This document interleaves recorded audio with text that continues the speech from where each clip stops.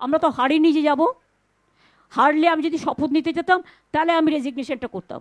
এখন তো question doesn't arise. ভারতের পশ্চিমবঙ্গ বিধানসভা নির্বাচনে বিজেপির কাছে তৃণমূল কংগ্রেস হেরে যাওয়ার পরদিন পদত্যাগ না করার এমন ঘোষণা দিয়েছেন বিদায়ী মুখ্যমন্ত্রী মমতা বন্দ্যোপাধ্যায়। জানিয়েছেন ফ্যাক্ট ফাইন্ডিং কমিশন গঠন করবেন তিনি। তবে প্রথা অনুযায়ী বিধানসভা নির্বাচনের পর রাজভবনে গিয়ে রাজ্যপালের কাছে পদত্যাগপত্র জমা দেন বিদায়ী মুখ্যমন্ত্রী। এখন মমতা বন্দ্যোপাধ্যায় যদি পদত্যাগ না করার সিদ্ধান্তে অটল থাকেন তাহলে কি হবে? ভারতের সংবিধানের ১৬৪ অনুচ্ছেদে বলা হয়েছে মুখ্যমন্ত্রী রাজ্যপাল দ্বারা নিযুক্ত হবেন। অন্যান্য মন্ত্রীরাও মুখ্যমন্ত্রীর পরামর্শে রাজ্যপাল দ্বারা নিযুক্ত হবেন। এই মন্ত্রীরা রাজ্যপালের সন্তুষ্টি অনুযায়ী পদে অধিষ্ঠ থাকবেন।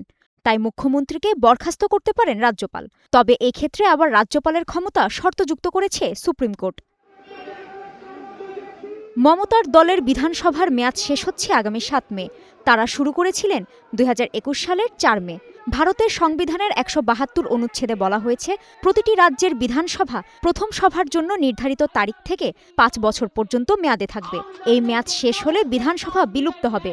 অর্থাৎ ভারতের সংবিধান অনুযায়ী ২ দিন পর পশ্চিমবঙ্গের বিদ্যমান বিধানসভার মেয়াদ বিলুপ্ত হয়ে যাবে।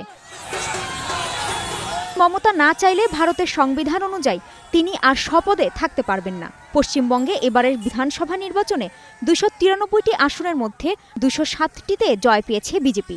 বিদায়ী মুখ্যমন্ত্রী মমতা বন্দ্যোপাধ্যায় নেতৃত্বাধীন তৃণমূল কংগ্রেস জিতেছে ৮০টি আসনে। কাজী শাহরিন, স্টার নিউজ।